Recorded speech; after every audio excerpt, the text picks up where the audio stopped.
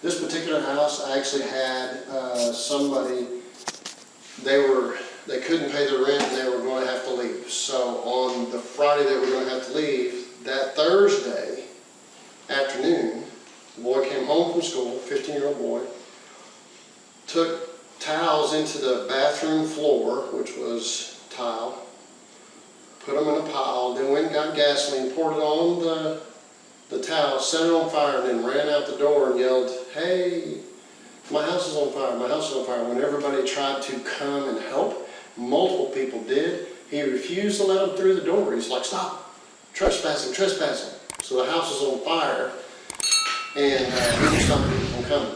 So what they actually were doing is a pretty good little scheme. Although you don't have to set your house on fire to do it, but it's some tragedy, is that they thought, and did actually accomplish, that they would get church help, and they would get Red Cross, which they did. Red Cross was here before the fire department left. Red Cross was here. But guess what? The detectives were here too. So that boy eventually got charged with arson before he was even an adult.